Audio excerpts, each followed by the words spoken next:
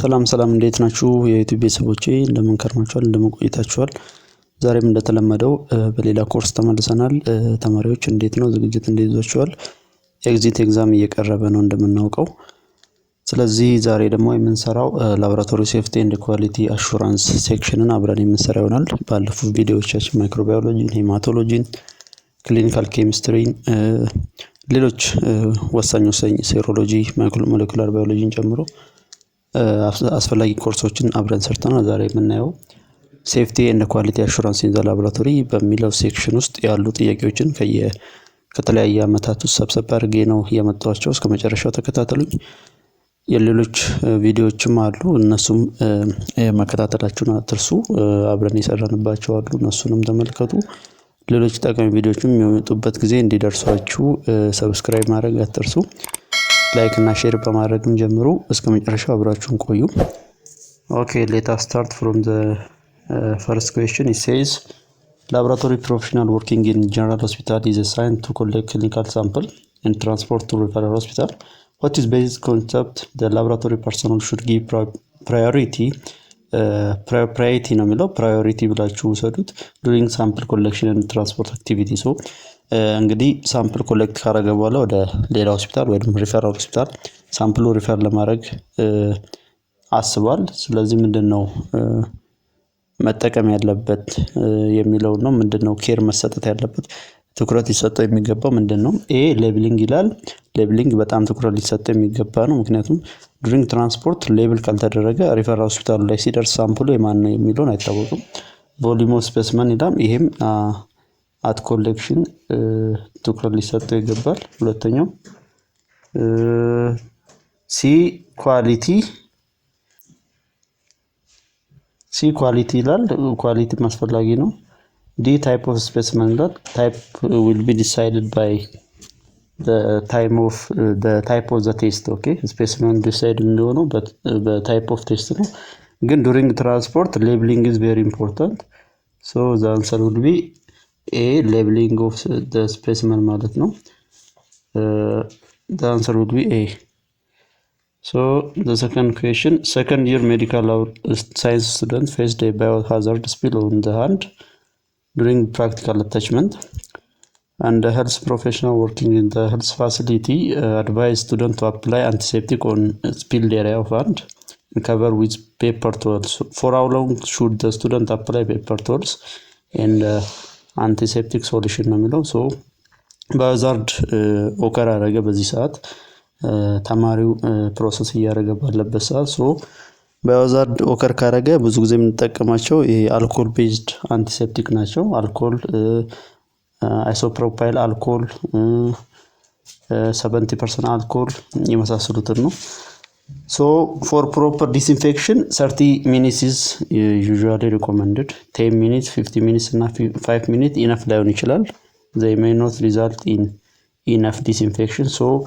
30 minutes of application is required so the answer would be A 30 minutes number 3 a clinical chemist performed quality control for automatic clinical chemistry analyzer and when he interpreted quality control results after plotting the LG chart or Levy-Jennings chart the result showed need for careful inspection of control data what is the most likely waste guard rule used to conclude this result so Levy-Jennings chart እንደምታውቁት how much the measure has deviated from the mean የሚለው ነው conclude ለማድረግ የሚያገለግለው there are different rules 22s rule አለ 30s rule 12s rule and 41s rule ነው ነገር ግን እዚህ ጋር the result showed need for careful inspection so at large or at the last warning time line ያለው እዚህ ጋር last warning ነው ከዚህ በኋላ ቫሪ የሚያደርግ ከሆነ ከዚህ በኋላ ዲቪዬት የሚያደርግ ከሆነ total rejection ስለሚገጥመው it will be 12s rule ነው 12s rule ላይ it shows a single control measure exceeds plus or minus 2 standard deviation from the mean so ከሚኑ it may be 2 standard deviation higher or 2 standard deviation lower no so it indicates a severe or a warning sign okay so this Westergaard rule indicates 12s rule. Okay, the answer will be B, 12s rule ማለት ነው። So number 4, it says in your laboratory practice you were assigned as a phlebotomist. You collected blood from vein of forearm. Which type of vein of forearm is more preferable and why ነው የሚለው። So venous blood collect ለማድረግ የምንጠቀመው የትኛው type of vein ነው? A said medium basilic vein because it's larger, close to surface and easier to enter. Basilic vein is not the first priority, it's the second priority. B says median cubital vein because it's larger, closer to surface and easier to enter. This is the correct answer because median cubital vein has a good blood flow. Okay, the most preferable site for venous blood collection is median cubital because it's large, closer to surface, so it causes less pain. Okay, less painful slowly. B is the correct answer, median cubital vein. Number 5 says laboratory technologists works in the comprehensive specialized hospital performed quality control on newly purchased hematology analyzer. The results were out of acceptable range. What is the next action? So አዲስ አናላይዘር ማሽን ከተገዛ በኋላ ኮንትሮል ፌል አደረገበት ወይንም ኳሊቲ ኮንትሮለር ሲያደርግ out of acceptable range ሆነበት out of range ሆነ። So what next action should be done የሚለው ነው። A says try it next day. ይሄም ሊሆን አይችልም ምክንያቱም ታይም ቫሪዬሽን ምንም ኢፌክት ስለማይኖረው ማለት ነው። ዛሬ ፌል ያደረገው ኮንትሮል ነገ ይሰራል ማለት አይደለም። B says give up and go home። ይሄም አይሆንም። trouble shooting we have to take troubleshooting. Okay, if the quality control will out of range, we have to take up a troubleshooting action. C says announce the service is terminated. ይሄም effect ሊሆን አይችልም. We have to solve the problem. D says check everything and retest ነው። retest ማድረግ አለብን ምክንያቱም ኳሊቲ ኮንትሮል ፌል የሚያደርገው አንደኛ ከኮንትሮል ሳምፕላችን ኤክስፓየር ሊያደርግ ይችላል። ኮንትሮል ማቴሪያል ኤክስፓየር ካደረገ ወይ ደግሞ the machine is improperly calibrated ከሆነ it may fail, so we have to check and retest. So the answer is D. Number 6 says a 36-year-old diabetes patient visits hospital's outpatient clinic for follow-up and the sample was collected for CBC determination. The lab technologist wanted to ensure that pre-analytical phase of quality assurance. What is the most likely action to be done to achieve intended goal for the above scenario? So in this case the laboratory technologist wanted to check the pre-analytical phase. Okay, pre-analytical phase ላይ sample collection አለ, sample processing አለ, all of the things that are before the analytical phase they are called pre-analytical. Okay, so ASI is performing quality control. Quality control analytical phase ላይ ነው እንጂ pre-analytical phase ላይ አይደለም። B says calibrating instrument. ይሄም pre-analytical ነው ግን is at the start of the function of the machine ነው. So it cannot be after the collection of the sample. Okay, everything ከመሰራቱ በፊት ነው calibrate የሚደረገው። C says proper recording result. ይሄ post analytic ነው። after analysis, after examination ነው. So C cannot be the answer. D says proper use of anticoagulant. Okay, this is the correct answer because proper use of anticoagulant is grouped under processing stage. So this is the correct answer. D will be the correct answer. Number 7 says a lab technologist received CSF or cerebrospinal fluid from a 90-year-old male patient for biochemical analysis. However, CSF was significantly bloody. What should be the technologist's decision on the next step? So for biochemical analysis or clinical chemistry analysis የተፈለገ CSF sample collect ሲያደርግ በጣም ደም ያለው one is became a bloody, so it will affect the chemical test because chemical test ውስጥ blood ካለ it may falsely increase some analyte. For example, alanine transaminases, alkaline phosphatase and different enzymes may be falsely increased, so you have to avoid the blood in CSF. So to do this, how he should act የሚለው ነው። A says he has undertake the test. Cannot be the correct choice because if he undertakes the test, the result will be false positive. He has to reject the specimen. He should not reject the specimen because CSF is very precious specimen. Okay, invasive procedure ነው እንደምታውቁት is very painful collect ሲደረግ, so he should not reject. She says he has to centrifuge before undertaking the test. Okay, this is the correct answer because after centrifugation the blood layer will sediment. Okay, it will sediment and he can get a clear CSF specimen. So the correct answer will be C. He has to centrifuge before undertaking the test. So C the correct answer ነው ማለት ነው። Number 8, a 6-month-old baby girl came to the lab for blood film exam. Lab technician has received request paper and a plan to collect blood sample from patient. What is the most appropriate site of blood collection ነው የሚለው። So as you can see, she is very small child, that means 6 months ናቸው ናት። So what is the proper collection site for children 6 months up to 1 year or ደግሞ 3 months up to 1 year የሚለው ስናይ it should be what the plantar surface of the heel of the baby. okay, የእግራቸው ተረከዛቸው አካባቢ ነው እንደምታውቁት። okay, the lateral or plantar surface of the heel of the body. So the correct answer will be A. okay, the correct answer is A, the plantar surface of the heel of the baby. Number 9, physician requested coagulation profile to be done for patient with bleeding disorder, and the nurse collected blood using EDTA and brought to the lab for coagulation analysis. However, lab technologists confirmed that collected blood was no more required. What is the most likely cause for rejecting the sample? okay, the coagulation test ነው የተፈለገው ግን የመጣው በኢዲቴ ነው ኮሌክት የተደረገው ነው። ስለዚህ ሪጀክት ተደረገ። ምክንያቱም ምንድነው ስንል ፎር ኮአጉሌሽን ቴስት የምንጠቀመው ምንድነው what type of anticoagulant የምንወስና it should be citrate. okay, ለምን ኢዲቴ ከተጠቀምን ኢዲቴ will chelate the calcium. okay, እዛ ውስጥ ያለውን ካልሲየም ቺሌት አድርጎ ቴክ አፕ ስለሚያደርገው our coagulation test will be false negative. ስለዚህ she should not collect with EDTA tube. She should collect with citrate. okay, so the reason is the test or the specimen was collected in the wrong anticoagulant. So the answer will be C, specimen was collected with wrong anticoagulant. Number 10, a lab technologist working in diagnostic lab received request paper for urine culture test, and the lab technologist assembled necessary materials and started to collect urine specimen. What criteria should be fulfilled by the urine container before sample collection ነው የሚለው። so የተፈለገው ዩሪን ሳምፕል ነው። ለምን አይነት ቴስት ስንል ለካልቸር ኦር ማይክሮባዮሎጂካል አናላይሲስ ነው።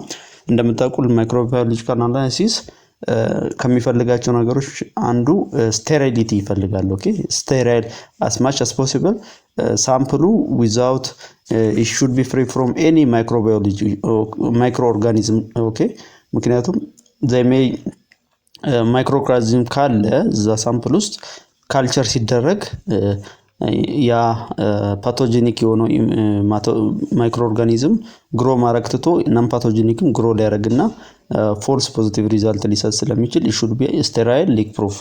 A says size dry cleanness leak proof ነው this is required but it's not enough. okay, B says shape dryness cleanness leak proof. It says this is required but it's not enough. okay, this is another additional requirement.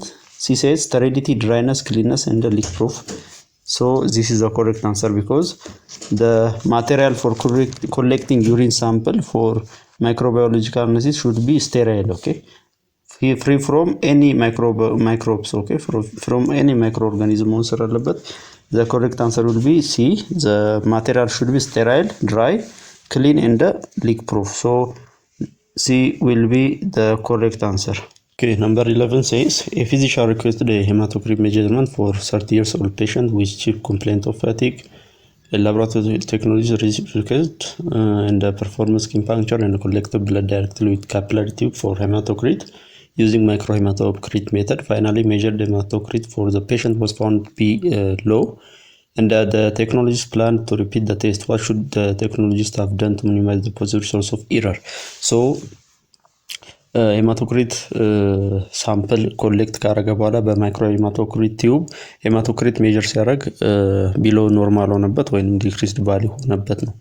ዲክሪስድ ቫልዩ ብዙ ጊዜ በምን ምክንያት ነው የሚከሰተው? ኢንክሪስድ ቫልዩስ በምንድን ነው ካል ዲክሪስድ የሚሆነው ምናልባት እንደምታውቁት ሄማቶክሪት ኢዝ ዘ ሬሾ ቢትዊን ዘ አርቢሲ ሌየር ኤንድ ዘ ሆል ሌየር አይደለ? ፕላዝማውንም የአርቢሲዋ ብቻ ሌየር ከቶታል ሌየር ከፕላዝማውና ከድምሩ ሌየር ምን ያህል ትሆናለች ተብሎ በፐርሰንት የሚቀመጥ ነው። ስለዚህ ብዙ ጊዜ ሄማቶክሪት በፊዚዮሎጂካል ኮንዲሽን ኢንክሪዝ ሊያደርግ ይችላል። ስፔሻሊ አሁን ለምሳሌ ፕሬግናንት የሆኑ ዊመኖች ፕላዝማ ቮሊዩማቸው ሃይ ስለሚሆን ኢንክሪዝ ስለሚሆን ሄማቶክሪታቸው ሎ ሊሆን ይችላል። ምክንያቱም ሄማቶክሪት ሬሾ ነው የቶታል ብለድ ሌየሩ ከአርቢሲ ጋር ሲነጻጸር ያለው ሌየር ስለሆነ ፕላዝማ ቮሊዩም ኢንክሪዝ የሚያደርግ የሚለው ነገር ነው። ኤሳይስ ኔቨር ማሳጅ ዘ ሳይት አንተል ኢት ጌትስ ዋርም ነው። ማሳጅ መደረግ አለበት። ነገር ግን ማሳጅ መደረጉ ብቻ እንትን መሆን አይችልም። ያ ማለት this cannot be the reason. okay B says remove the first 2 drops of blood ነው የሚሆነው። ይሄ this is the correct answer because 2 drops of blood ብዙ ጊዜ ከዩሪን ማነው ካፒላሪ ፓንክቸር ላይ 2 ድሮፕ ሪሙቭ ማድረግ ያለበት ምክንያቱም ሞስት ፕሮባብሊ በመጀመሪያ የሚወጡት 2 ድሮፖች ከቲሹ ፍሉድ ጋር ሚክስድ የመሆን እድላቸው ሰፊ ስለሆነ ሪሙቭ ማድረግ አለበት። እነሱ ሪሙቭ ካልተደረጉ ፎልስ ሪዛልት ሊያመጣ ይችላል ወይንም ፎልስ ዲግሪዝ ሊያመጣ ይችላል። ምክንያቱም ቲሹ ፍሉድ ሚክስ ይሆንና ማይክሮ ሄማቶክሪት ሜተዳችን ወይንም ደግሞ ሜጀር ስናደርግ አርቢሲ ሌየሩ ትንሽ መስሎ ሊታይ ስለሚችል he has to remove the first 2 drops of blood to minimize this error. he says warm by immersion in a warm water ይሄ ሊሆን አይችልም። rub the site vigorously with thumb ነው የሚለው። ይሄ ረብ የማረጉ ነገር ማይክሮ ሄማቶክሪትን ሜቢ ኢንክሪዝ ዲክሪዝ ነው እንዲ ሊያደርግ የሚችለው ኢንክሪዝ ሊያደርግ አይችልም። so the correct answer is B. he has to remove the first drop of blood. okay so the correct answer is B. Number 12 lab technologist wants to perform complete blood count by hematology analyzer and as a result hematologist collected venous blood and mixed it properly and labeled with patient information. However, due to extra duties in the lab, technologist does not analyze immediately. What is the most likely action to be done on the processed blood sample ነው የሚለው። so ሄማቶሎጂስት ሲቢሲ ለመሰራት የመጣ ሳምፕል አለ ኮሌክት ካደረገ በኋላ ወዲያው አናላይዝ ማይደረግ ከሆነ እንዴት ነው ፕሪዘርቭ መደረግ ያለበት ነው የሚለው። ኤ says put the sample in freezer until it analyzed. this is the wrong because ፍሪዝ አይደረግም ምክንያቱም ፍሪዝ ከተደረገ it may damage. okay maybe hemolysis ሊያስከትል ስለሚችል ፍሪዚንግ አይመከርም ለፕሪዘርቬሽን። B says discard and replace another specimen. ኤም ሊሆን አይችልም ምክንያቱም ብለድ ሳምፕል ኢንቬዚቭ ቴክኒክ ነው የምንጠቀመው ኮሌክት ለማድረግ። ኦኬ ፕሪሺየስ ሳምፕል ነው ሶ ሪኮሌክት የማድረግ እድላችን የወረደ ስለሆነ ዲስካርድ ማይደረግም። ሲሴስ ስቶርድ ሳምፕል ኢን ሬፍሪጀሬተር ፎር 2 hours ነው የሚለው። እንግዲህ ብዙ ጊዜ ሳምፕልስ ሹድ ቢ አናላይዝድ ኢሚዲየትሊ በተሻለ መጠን ካልሆነ ግን ፎር ኤግዛምፕል ፎር አፕ ቱ 6 hours የሚቆይ ከሆነ ሄማቶሎጂካል ብለድ ሳምፕል ሩም ቴምፕሬቸር ላይ ሊቭ ልናደርገው እንችላለን። ነገር ግን እስከ 24 ሰዓት የሚቆይ ከሆነ ሬፍሪጀሬተር ነው። ነገር ግን እዚህ ላይ የምናየው ሰውየው ሜቢ ኢሚዲየትሊ ነው አናላይዝ ማድረግ ያልቻለው ነው እንጂ ቢያንስ ከ4 እስከ 6 ሃወር ላይ የማድረግ እድሉ ሰፊ ነው። ምክንያቱም ኢንዛላብ ነው ያለው ትራንስፖርት ሊደረግ አይደለም ይሄ ሳምፕል። ሶ ኢት ሹድ ቢ ስቶርድ አት ሩም ቴምፕሬቸር። ሶ ዘ አንሰር ኢዝ ዲ ነው የሚሆነው። ምክንያቱም ሬፍሪጀሬተር ላይ የሚሆነው ብዙ ጊዜ ከ24 ሰዓት እና ከዛ በላይ የሚቆይ ከሆነ ነው። ነገር ግን ይሄ ኢንዛላብ ነው ያለው ትራንስፖርትም አይደረግም እዛ ውስጥ አናላይዝ ስለማይደረግ ኢሚዲየት ነው እንጂ አናላይዝ ማድረግ ያልተቻለው አናላይዝ ይደረጋል። ስለዚህ እስከ 6 ሰዓት ብቻ የሚቆይ ከሆነ ሳምፕል እዛው ሩም ቴምፕሬቸር ነው ሄማቶሎጂካል ሳምፕል መቀመጥ ያለበት። ሶ the correct answer will be leave the sample at room temperature until analyzed, which is D. Number 13 a 35 years old female patient came to lab for hematological investigation. and the phlebotomist have received request paper and plan to collect venous blood from patient. What should the most appropriate vein preference to collect the blood? እንደምታውቁት there are three types of veins, especially adult ላይ collect ለማድረግ የመጀመሪያ median cubital ነው, the first choice ነው.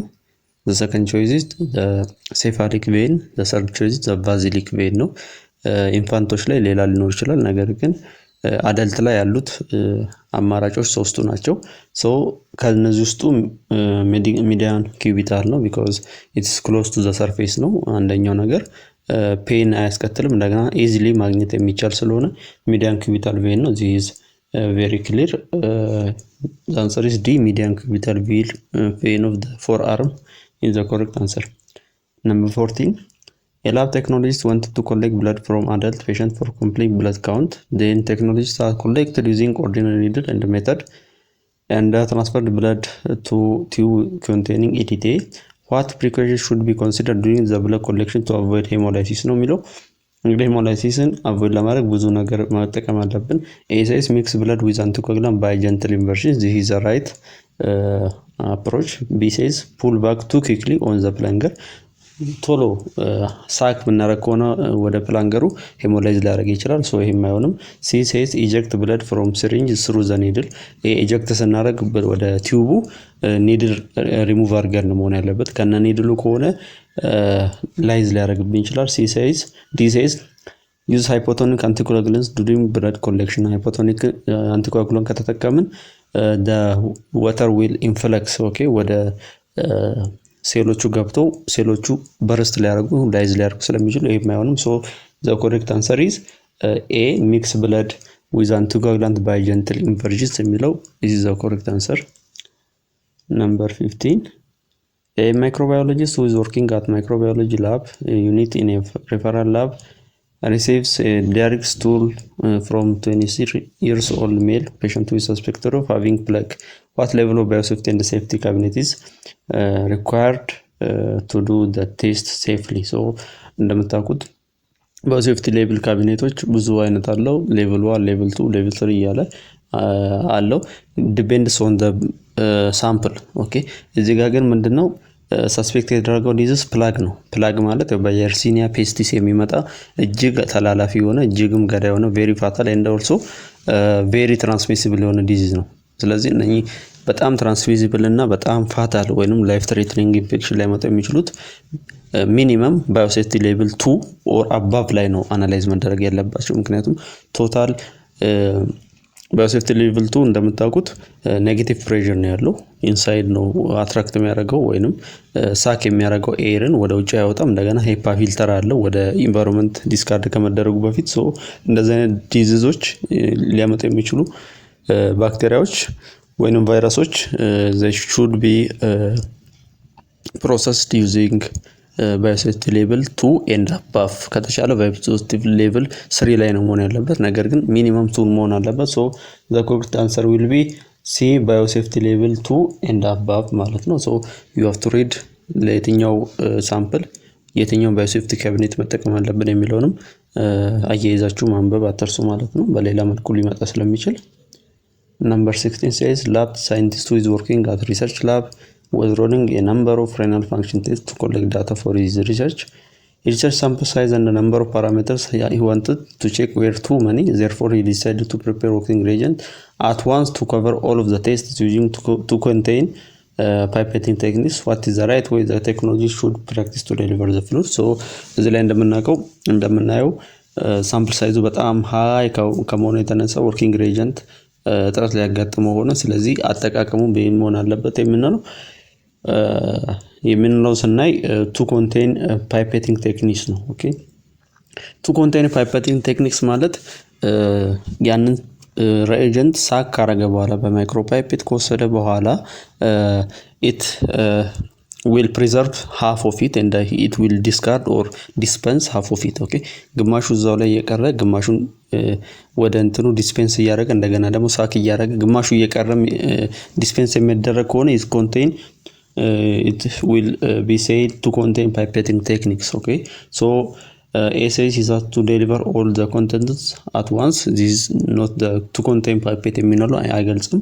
B says he has to deliver half of the required. This is the correct answer because in the to contain pipetting techniques ማለት it will deliver or dispense half of the intake. okay የተወሰዱትን half of reagentዎች ዲስፐንስ ካረገ በኋላ ሀፉን እያስቀረ የሚሄድ ከሆነ it is said to contain pipetting techniques. So the correct answer is B, to contain to deliver half of the required. okay number 17, a lab technologist is preparing medium that is enriched by serum, but serum is suspected to be contaminated by microorganisms and needs to be sterilized. What is the most appropriate method of sterilization the lab technologist must apply ነው የሚለው።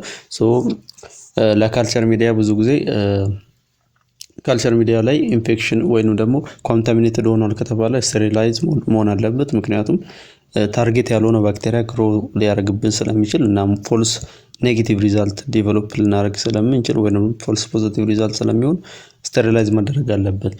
A says autoclaving. This is the correct answer because autoclaving removes both the vegetative form of the bacteria as well as the spore forming. okay even ስፖሮቹንም የመግደል አቅም አለው because it uses both steam and the heat. okay heatም his temperature ስለሚጠቀም autoclaving it is the most acceptable or the most appropriate form of sterilization for culture media. B says boiling is effective as sterilization but not for culture media because it cannot remove spore. okay C's filtration. it says filtration is less effective than autoclaving. ሬድ ሂት ነው የሚለው። ሬድ ሂትም ኤፌክቲቭ ነው፣ ነገር ግን እንዳልኳችሁ autoclaving will remove or will inactivate both the bacteria and its spore. okay ስፖሮችንም ዲስትሮይ ስለሚያደርግ autoclaving is the most preferred method of sterilization. so the correct answer is A. okay number 18, a 6-year-old child with fatigue, bleeding and wasting came to hospital. The physician performed physical examination in the plan to collect bone marrow biopsy sample to rule out leukemia. What is the appropriate site of bone marrow sample collection from the patient ነው የሚለው። እንግዲህ ለየቦን ማሮ አስፓይሬሽን ከየቦታው ሊወሰድ ይችላል። it depends on the age. okay ብዙ ጊዜ adults and children ኮሌክት የሚደረገው ይሄ ቲግ አካባቢ ያለው ቲግ ቦን የምንለው አለ አይደል የዳሌ አጥንት ላይ ነው አደልት እንደ ቺልድረን። ነገር ግን በጣም ህፃናት ሆኑ ሌዛን 80 መንዘስ በተለይ ከአንድ ዓመት ከ6 ወር በታች ከሆኑ it should be collected from tibia. so this child is a 6-year-old child ነው። ስለዚህ for 6-year-old child and above for adults ከኢሊያ ክረስት ወይንም ቲግ ቦን ነው ከዳሌ አጥንት ነው ኮሌክት የሚሆነው። so the correct time the correct area for the collection of bone marrow in this case is B, the iliac crest ይሆናል ማለት ነው። iliac crest ነው የሚሆነው። ስለዚህ እናንተ ደግሞ ለሌሎች እድሜ ላይ ላሉ የትኛውን ነው መጠቀም ያለብን የሚለውን ሰፋ አድርጋችሁ ማንበብ አለባችሁ ማለት ነው። number 19, a nurse who is working at emergency department collected blood using tube from 34 years old male patient for determination of serum calcium level.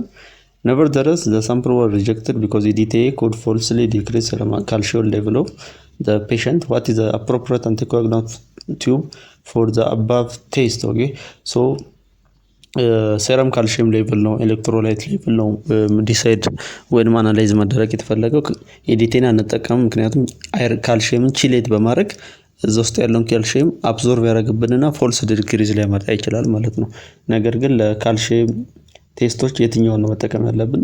A says citrate tube ይሄም it will take calcium so it's not allowed. B says oxalate is not appropriate for calcium test because it chelates oxalate. okay the calcium depend the same as EDTA. okay and the EDTA ሁሉ calcium ቺሌት በማድረግ ካልሲየም ኦክዛሌት ይፈጥራል። so oxalate is not recommended. C says sodium fluoride. This is also not recommended because it also reacts with calcium. D says lithium heparin tubes. This is the most preferred method for preferred tube, okay, or anticoagulant for analysis of calcium because it does not react, it does not chelate calcium, okay, ከካልሲየም ጋር ምንም አይነት ሪአክሽን ስለማይፈጥር እና የካልሲየም ሌቭሉን አፌክት ስለማያደርግብን ሊቲየም ሄፓሪን፣ ኦኬ፣ ሄፓሪን ቲዩቦች ብዙ ጊዜ ተመራጭ ናቸው because they don't have any effect on the calcium level of the sample, okay. So this is the correct answer. 20 a 41-year-old woman came to hospital with complaints of fever, irritability and pain. Otoscopic examination revealed bulging of the tympanic membrane for mobility and obstruction of normal anatomic landmarks by fluid and inflammatory cells under pressure. What is the most appropriate sample for the diagnosis of the disease? ኤስኤስ ኤር ስዋብ፣ አይ ስዋብ፣ ናሳል እንደ ዩሬትራስ ስዋብ ነው የሚለው። ሶ ዲዚዙ ምንድነው የሚለው ነው because the sample that will be collected depends on the site of the infection, okay, ሳይቱ ላይ ያለው ሳምፕል ነው። ኦቶስኮፒክ ኤግዛሚኔሽን ማለት እንደምታውቁት the examination of ear, okay, ear ጆሮ አካባቢ ያለ ኤፌክት ነው እና ቲምፓኒክ ሜምብሬንም ጆሮ አካባቢ ያለ ሜምብሬን ነው።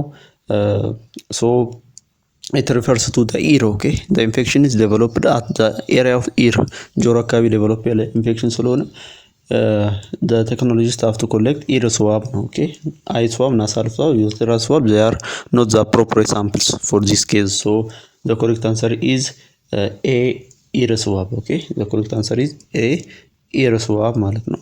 እንግዲህ ውድ ቤተሰቦቼ ላብራቶሪ ሴፍቲ እና ኳሊቲ አሹራንስ ያስኩት ይሄንን ይመስል ነበር። ይጨመር ይስተካከል የምትሉ ካለ በኮሜንት አሳውቁኝ። ጥሩ ዝግጅት እንደምታደርጉበት ተስፋ አደርጋለሁ። እናንተ ደግሞ እነኚህን በማየት ሰፋ እያደረጋችሁ በመልኩ ሊመጣ እንደሚችል በዚህ ካወቃችሁ ሰፋ አድርጋችሁ ማንበብና መዘጋጀት ይኖርባችኋል። መልካም ዕድል እመኛለሁ። ቀጣይ ሌሎች ጠቃሚ ቪዲዮዎችን ይዤ እመጣለሁ በተከታታይ። ስለዚህ አዲስ ከሆናችሁ ሰብስክራይብ ሳታደርጉ አትውጡ። ላይክ እና ሼርም እንዳይረሳ። ሌሎች ጓደኞቻችሁም እንዲደርሷችሁ ሼር አድርጉላቸው። ጥሩ ዝግጅት እንድታደርጉ ይረዳችኋል ብዬ አስባለሁ። ያለፉትንም ኮርሶች ተከታተሉ። በዚህ ቻናል ላይ ብዙ ሁሉንም ኮርሶችን ለቀቅ ያለው ኤግዚት ኤግዛሞችን ማለት ነው አብረን ሰርተናል። ስለዚህ እነሱንም መከታተላችሁን አትርሱ። ጥሩ ዝግጅት አድርጉ። ሌላ ቪዲዮዎችም በሚለቀቁበት ጊዜ እንዲደርሷችሁ ደውል ምልክቱን ተጫኑ። ቀጣይ ደግሞ በሌላ ቪዲዮ እንገናኛለን። እስከዛው ድረስ መልካም ቆይታ፣ ቸር ሰንብቱ።